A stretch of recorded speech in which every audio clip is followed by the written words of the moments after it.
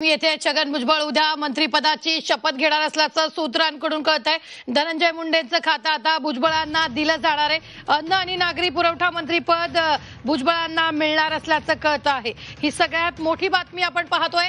उद्या सकाळी 10 वाजता शपथविधी होण्याची ही शक्यता वर्तवण्यात आली आहे। छगन भुजबळ उद्या मंत्रिपदाची शपथ घेणार असल्याचं सूत्रांकडून कळत आहे। आत्ताच्या क्षणाची ही सगळ्यात मोठी बातमी आहे। अन्न आणि नागरी पुरवठा मंत्रिपद भुजबळांना मिळणार असल्याचं सूत्रांकडून कळत आहे। उद्या सकाळी 10 वाजता राजभवनात शपथ होणार असल्याचंही सूत्रांकडून कळत आहे।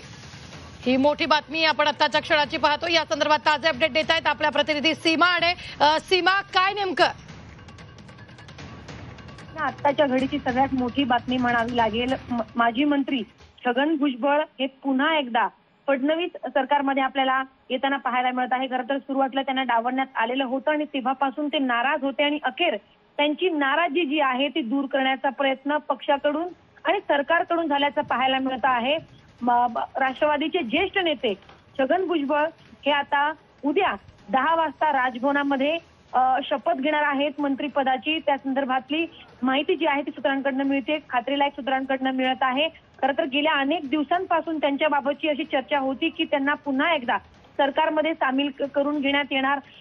माजी मंत्री धनंजय मुंडे यांच्या राजीनाम्यानंतर त्यांच्याकडे जे खातं होतं अन्न व नागरी पुरवठा खातं हे छगन भुजबळ यांना देण्यात येणार। या संदर्भातल्या अनेक चर्चा सुद्धा अनेक वेळा पार पडल्या आणि आता आपण बघतोय की शिक्कामोर्तब झालेला आहे आणि तो क्षण आलेला आहे ज्या क्षणाची छगन भुजबळ हे स्वतः वाट बघत होते। आपल्या नाराजीच्या माध्यमातून त्यांनी अनेक वेळा बोलून देखील दाखवलेलं होतं।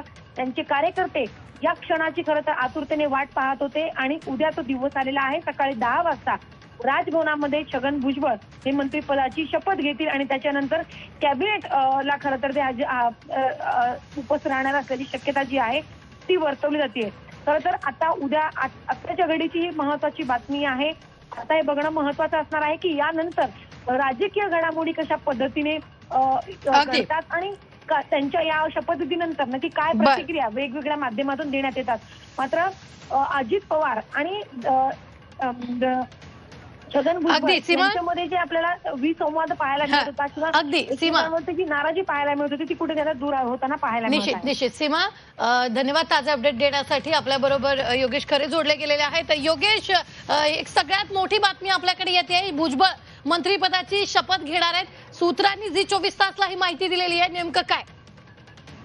खरे गेल्या अनेक जवळजवळ महिन्यांपासून छगन भुजबळ हे मंत्रिपदापासून दूर होते। पहिल्यांदाच त्यांच्या कारकिर्दीमध्ये ते कुठल्या तरी पदापासून दूर राहिल्याचं चित्र होतं आणि त्यामुळे मोठी नाराजी ही ओबीसी समाजामध्ये होती असं अनेक ठिकाणी दिसून येत होतं। स्वतः छगन भुजबळ सुद्धा सातत्याने ही नाराजी व्यक्त करत होते।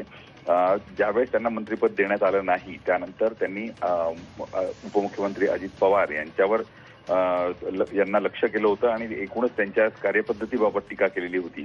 त्यानंतर ते सातत्यानं बाहेरच राहिलेले होते। अगदीच नुकतंच बघितलं तर अजित पवारांचा दौरा 2 दिवसापूर्वी नाशिकमध्ये झाला होता। त्या दौऱ्याला सुद्धा छगन भुजबळ अनुपस्थित होते। असं असतानाही त्यांना आता मंत्रिपदाचं मुंडेंच्या जागी त्यांना मंत्रिपद देण्यात येत आहे।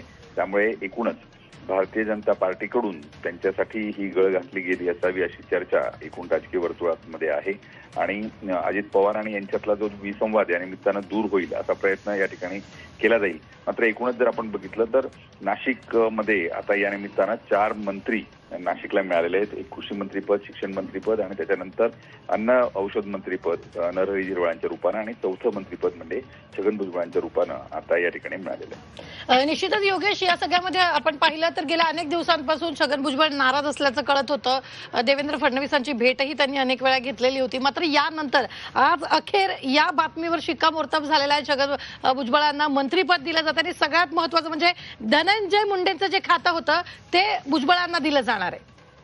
खरं आहे, कारण की तेच मंत्रिपद आधी त्यांच्याकडे होतं। अन्न व नागरी पुरवठा मंत्रिपद हे पूर्वी भुजबळ सांभाळत होते आणि त्यानंतर हे धनंजय मुंडे यांना देण्यात आलं होतं। धनंजय मुंडे यांना काढून घेतल्यानंतर त्यांनी तशी इच्छाही व्यक्त केलेली होती त्यांच्या कार्यकर्त्यांकडून आणि त्यांच्या समीर भुजबळांकडून ही इच्छा व्यक्त करण्यात आली होती। मात्र आता ही इच्छा पूर्ण होताना या ठिकाणी दिसते असं म्हणायला आपण हरकत नाही। उद्या 10 वाजता शपथविधी होणार असल्याची बातमी येते योगेश। खरंय उद्या ही चर्चा सूत्रांकडून असं कळतं आहे की उद्या 10 वाजेच्या दरम्यान राज्यपालांकडे त्यांच्या या मंत्रिपदाची शपथ होईल आणि पुन्हा ते अन्न नागरी पुरवठा मंत्री या ठिकाणी होतील. त्याच्यासाठी ते खरं तर आज दुपारीच या ठिकाणून सकाळीच रवाना या ठिकाणून झालेले. आज सकाळी ते रवाना होणार होते, मात्र ते काल रात्री नाशिकमधून मुंबईला रवाना झाले होते. आज वेगानं या घडामोडी घडलेल्या आहेत आणि उद्या त्यांच्या मंत्रिपदाची शपथ होणार आहे.